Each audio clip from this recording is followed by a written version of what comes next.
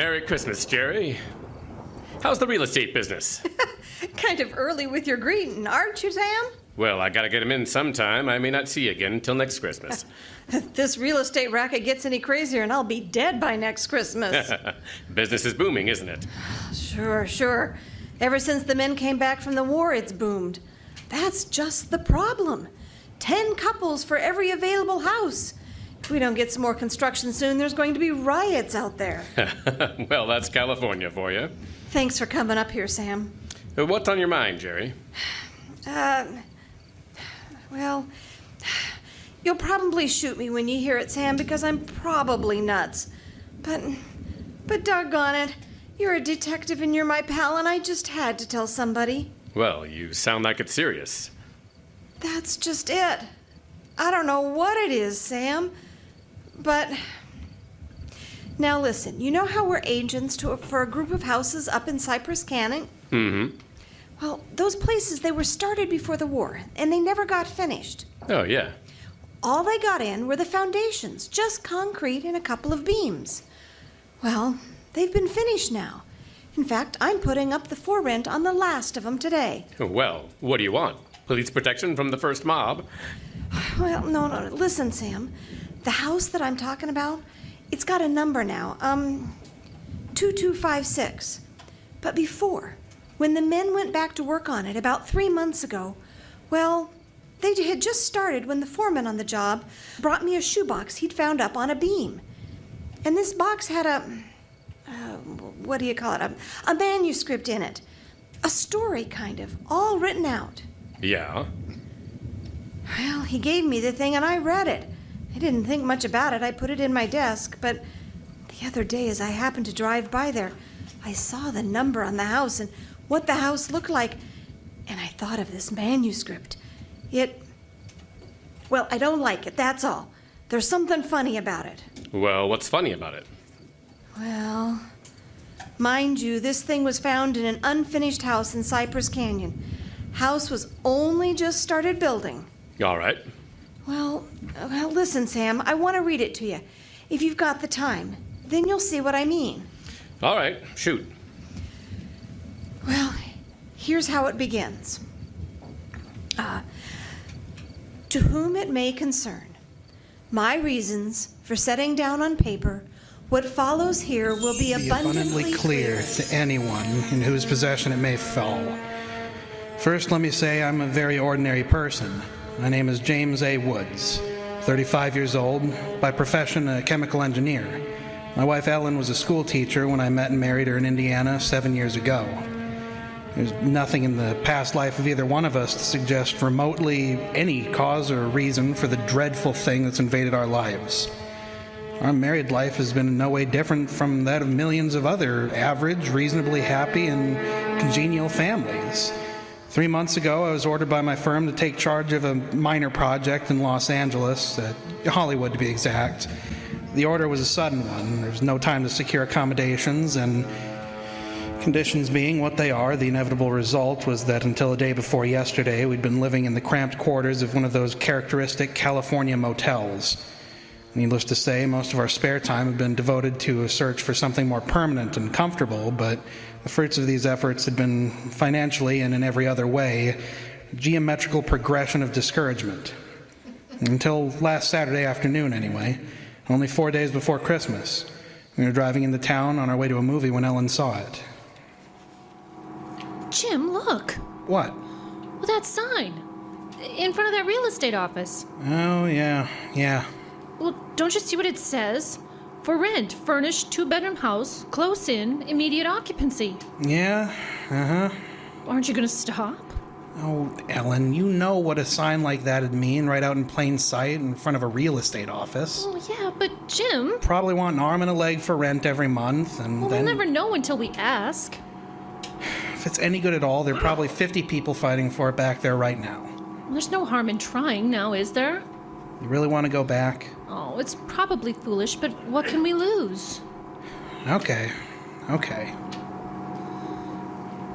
Oh, darling, come on, cheer up. How do you know? Maybe our luck's changed. Maybe fate's gonna give us a nice new house for a Christmas present.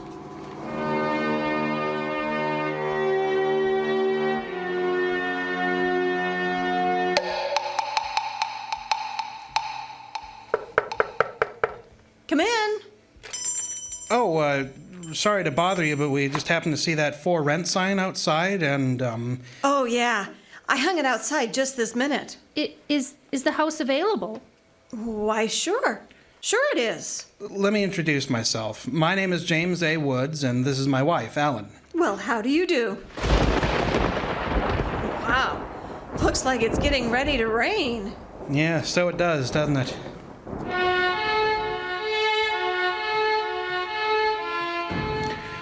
Well, it was one of those things. Real estate agent had just been authorized to rent the place by mail that morning, and she'd hardly had time to look at it herself and put up her sign when we drove up. It was just an ordinary little California house, about halfway up Cypress Canyon, number 2256. Just an ordinary, undistinguished little house. The agent didn't know much about it. Construction on it had been stopped by the war, and it had just been completed and furnished lately. It had been vacant while somebody's estate was being settled, and now it was owned by a bank in Sacramento. Of course, we didn't care about all that. Got this key in the mail along with the authorization to rent. It's the only one there is. Of course, you can have duplicates made. Oh, it seems to stick a little. Ah, well, there it is. It doesn't sound as though that door's ever been opened. Well, a little oil on the hinges will fix that right up. Oh, sure. Well, now, here's your living room. Furniture's a little dusty, of course. You gotta expect that. It's good furniture, though, you see. Benson Brothers. Yes, uh-huh. Now, over here's a little den. Paneled, you see, radio, fireplace. Really attractive little room, particularly for a man. Uh-huh, yep. Now, the bedroom's off the living room. Here. Everything's all on one floor. You understand? Mm-hmm. It's quite nice, I think. Yes, uh-huh. You can see that you'll get the morning sun here. There's a view of the canyon through these front windows. You'll get cross ventilation. That's about all there was to it. It wasn't the best place in the world. It was small and badly built, but what would you have done? We took it, with as little inspection as that. It was the Saturday before Christmas, and the very same evening we were struggling up the steps from the road with suitcases and boxes and armloads of clothes and all the endless bric-a-brac that people collect and never really know they have until they move. Ellen began unpacking, and I began moving things around and taking the worst of the pictures off the wall, doing all the little things that everybody does when they move into a new place and try to give it something of their own personality. Oh, don't be such a sourpuss. You know, it's a roof over our heads for Christmas. That's more than we ever thought we'd get, isn't it? Now, what in the world are we going to do with these two pictures? Well, why don't we just leave them where they are? Oh, Jim, we can't. They're too awful. All right, put them in a closet then. Oh, I can't. Both the closets are jammed full. No, I mean the other one, that little alcove off the den. At least there's a door there. I suppose it's a closet. I don't really know. If that isn't a commentary on the housing problem, huh? A woman moving into a house without even knowing where all the closets are. Take the pictures down, will you, honey? Bring them in here. Okay. I guess you'll have to help me with this door. I can't seem to get it open. Let me see it.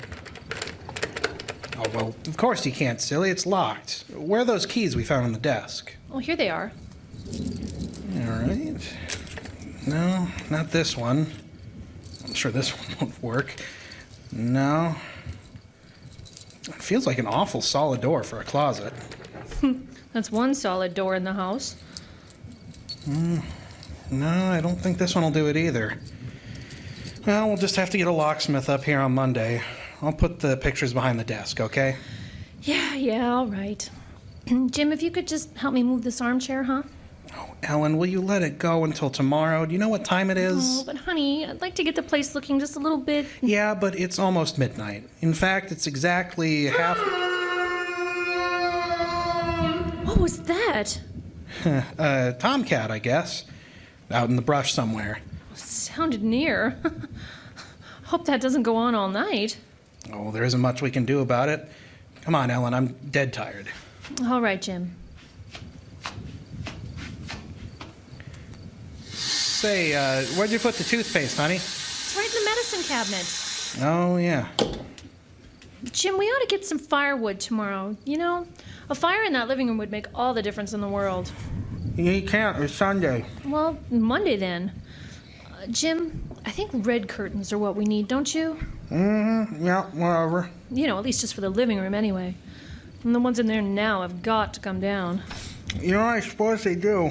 What do you think of red? Well, I guess it's all up to you what color. Jim? Just some tomcat. Jim, it sounded in the house. Oh, now how could it be in the house, Ellen? We've been over every inch of this house. Well, except that closet. Now, how could a cat or anything else be in a closet that's been locked up for over a year? I don't know. Yeah, it's probably just under the house. A wildcat or a mountain lion or something. I hear they have them up here in California. Jim, I don't like it. Well, neither do I, but there's nothing we can do about it tonight. Oh, well, maybe we ought to call somebody, the police or a neighbor. Oh, don't be silly, Ellen. You're acting like a kid. Come on, let's go to bed, huh? Oh, all right. I suppose it is silly. Jimmy, did you lock the door? Yeah. Can I turn out the lights now? Yeah, all right. Good night, Ellen. Sleep tight. Good night, Jim.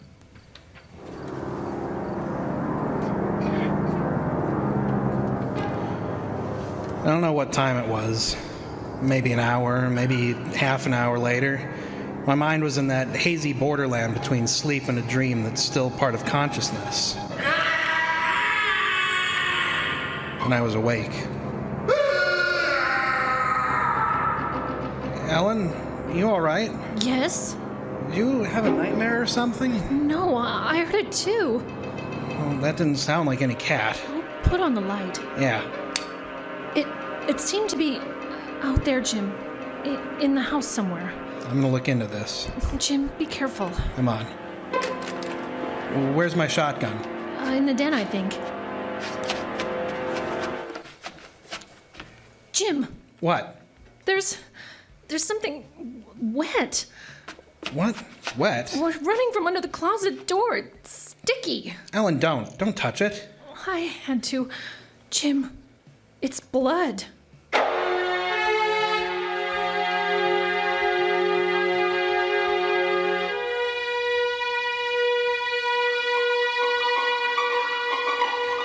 It cannot be too difficult to understand from the foregoing why I've taken the pains to set down in writing the events related here.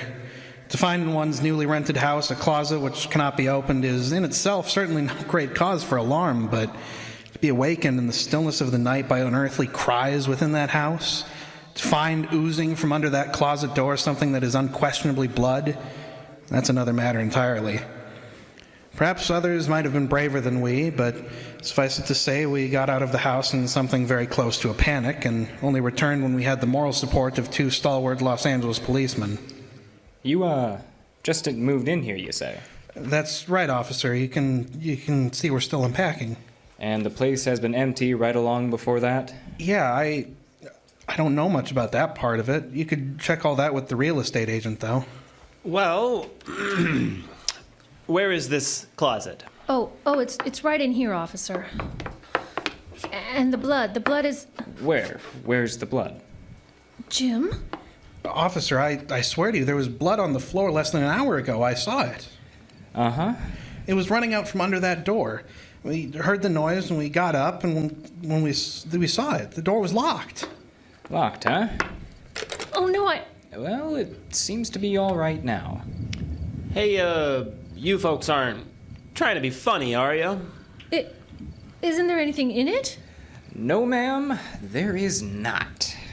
Look, officer, we're reputable people. You can call my firm. They'll tell you all about me.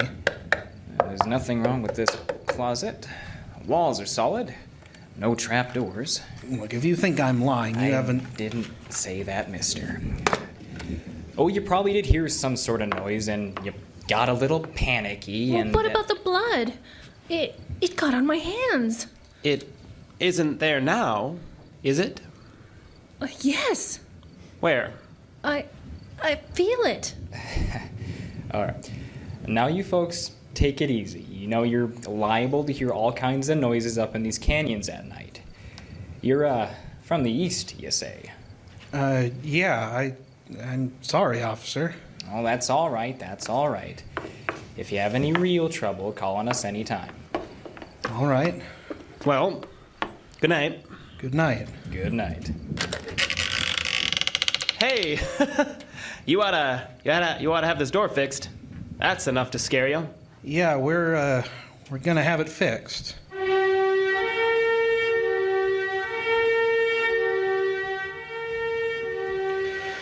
We didn't say much about it after that.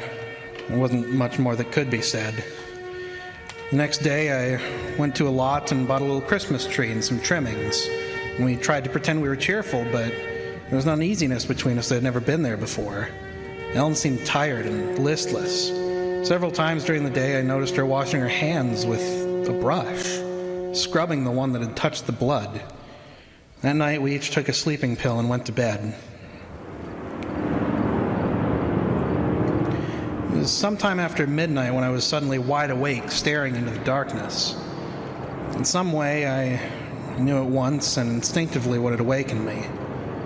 Ellen wasn't in her bed, nor was she in the room. The nameless thing I feared gripped at my heart until I could scarcely breathe. I opened the bedroom door and started through the house, putting on every light I could find. There wasn't much to search, but I searched thoroughly. The living room, the kitchen, bathroom, den, even the garage. All that time, the dread of looking where I knew at last I must look. For I think I know from the very first where I'd find her. It must have been a full minute that I stood before that closet door before I opened it. She stood there, rigid, arms at her sides. Her fingers were extended like claws. Her hair was over her face, and her eyes stared out of it. Her lips were drawn back in a grin like some kind of animal at bay. For a moment I was frozen with the horror of it, and then I stretched out my hand. Very deliberately, she turned her head and sunk her teeth until they met into the flesh of my forearm. I raised my hand to strike at her, but already she'd released her hold and gone utterly limp. She would have fallen unless I'd caught her. Carried her into the bedroom and laid her on the bed. Strangely, at that moment, my only thought was how I might revive her until I saw it was not a faint, but a sleep that she'd fallen into. A sleep as deep and heavy as though she'd been drugged. So I left her. But for me that night, there was no sleep.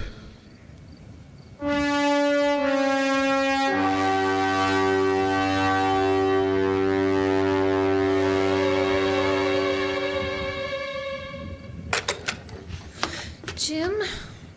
Yes, Ellen? What are you doing up so early? Oh, I got a little restless. Went out to make some coffee. Oh. Oh, I had the most wonderful sleep. Oh, and I feel so rested. Do you? Mm-hmm. Jim? What? What's the matter with your arm? Oh, I just hurt it. Well, honey, it's terribly swollen. Let me see it. No, it's all right, Ellen. Oh, it isn't all right. You've got to go see Dr. Westleaf right away. Sure, I will.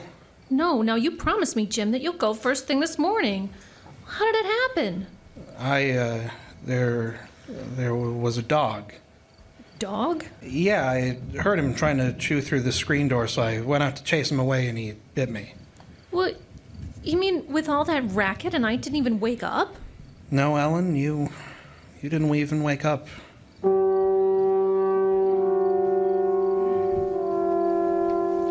It was clear to me that Ellen didn't know anything about what had transpired the night before. I went to my office that morning and made a pretense of going over routine business, if only to restore my mind to some semblance of calm by the sight and sound of common, familiar things. The pain in my arm had become a persistent, dull throbbing. I made a late appointment with Dr. Westleaf, and he treated my arm with something of an arched eyebrow and said, Well, I've never seen anything quite like it before. That is such a rapid onset of infection.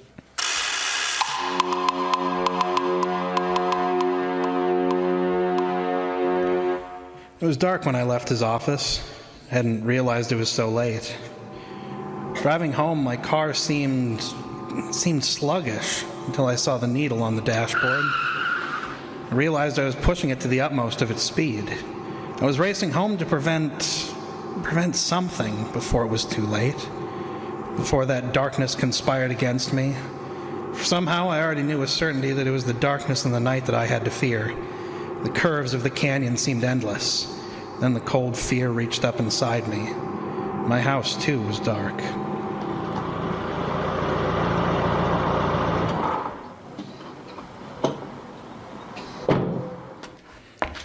I went slowly up the stone steps from the road, looking, praying for some sign of light or life, but there was none. The house was empty. Ellen was gone. I looked with the same self-torturing thoroughness and in that closet first of all, knowing as I did so it was hopeless.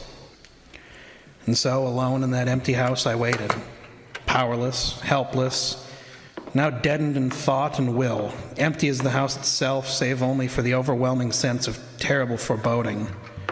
Sometime in the early hours of the morning, I snapped on the radio. Police band. Why?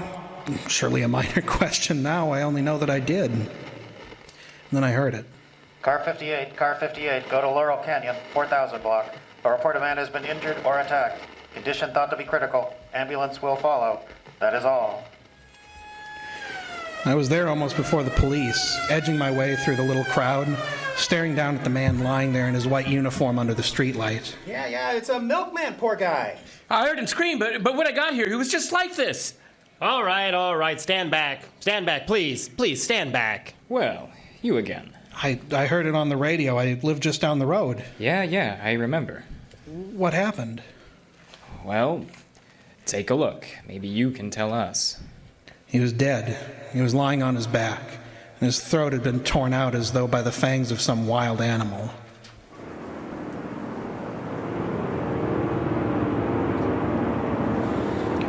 It's now Christmas Eve, or rather Christmas morning, a little after midnight. I've been waiting here, in the stillness of this empty house, for nearly 24 hours. Waiting for the end. Already once tonight, I've heard that dreadful wailing cry somewhere out in the hills. I've nailed up the closet door, but I know that was childish, useless. My arm is horribly swollen. It's starting to turn black, but that's nothing. It's another end that I foresee, as surely as other men foresee the rising of the sun. I hear the cry again. It's nearer now. I shall leave these notes in a sealed envelope and put it in a shoebox in the hope that someone will give credence to these dark and terrible events, if indeed such nameless horrors can ever yield to mortal understanding. As for myself, I feel no longer any fear or even sorrow, only a desire that the end and the thing I must do may come soon, and it will be soon, I know. Yes, there's someone at the door.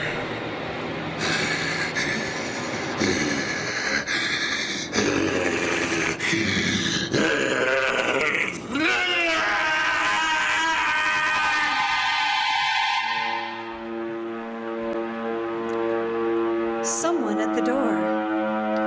Huh? What do you make of it, Sam? Well, it's quite a yarn. Well, what of it? That's what I thought. But now listen, that's not quite all of it. Oh? Clipped to it is a newspaper clipping. Listen. Hollywood, December the 26th. Police reported what was apparently a case of murder and suicide in Cypress Canyon. Sometime in the early hours of the morning, the victims were James A. Woods, a chemical engineer, and his wife, Ellen. Preliminary investigation indicates that Mrs. Woods was killed by the blast of a shotgun in the hands of her husband, who then turned the weapon upon himself. That she fought desperately for her life, however, was evident by the disorder of the room and the severe lacerations inflicted upon her husband about the neck and arms. This is the second tragedy to be reported in Cypress Canyon within 24 hours, the other being the unexplained death of Frank Polanski, a milkman. Well, no such murders, or whatever they were, ever occurred, if that's what you're worrying you. The clipping, well, you can have those things printed up, you know. Oh, no, it's not that, Sam. Okay, that story was found in an unfinished house in Cypress Canyon. No number to the house, no nothing. just a framework. Uh-huh. Now, that house is finished. When I drove by it today. But that's what stopped me, Sam, because it all fits. Now that it's finished, it is the house in the story. The same construction, the same vines and creepers on the lawn, even the same number. So what? A guy who knows roughly what this house is going to be like writes a yarn and loses it or something. Did he know the place was going to be listed for rent today, the Saturday before Christmas? Jerry, coincidence. 2 bits you find the guy next door is a ghost story writer or something, and he's been wondering for a year what happened to that thing he wrote. Okay. Coincidence. I'm sorry I bothered you, Sam. Nah, don't be silly. I liked it. It's a good yarn. That the for rent sign you were talking about? Oh, yeah. I'm going to put it up outside now. Uh-huh. Well, so long, Jerry, and Merry Christmas again. Yeah, well, thanks, Sam. I guess I was kind of silly, all right. Well, now listen, when a guy named, whatever it was, Woods, with a wife named Ellen, comes in to rent that place from you, then you can start worrying. Yeah, so long, Sam. So long, Jerry.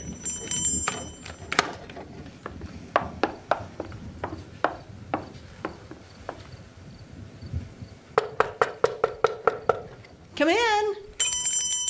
Oh, we're sorry to bother you, but we just happened to see that for rent sign outside. Yeah, I hung it out just this minute. Is the house available? Why, sure it is. Let me introduce myself. My name is James A. Woods, and this is my wife, Ellen.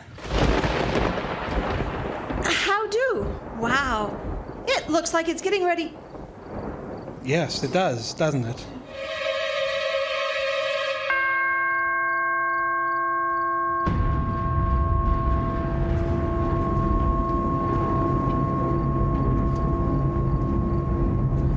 This has been The House in Cypress Canyon by Robert O. Richards.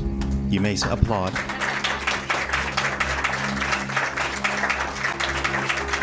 A cast worth repeating: Justin Kaplan, ladies and gentlemen. Ms. Ayla McIntosh. Cody Boyer is back there. KCCTV would like the shy people to step into the camera's warm glow. There's Cody Boyer, Diane Adams, and Caleb Silvers. I'm Jeffrey. Oh yes, I'm Jeff Adams. I did sound effects. For those of you listening online, these people all gave a donation, so go to iceboxradio.org and do that too. Thank you very much, and have a happy and safe Halloween.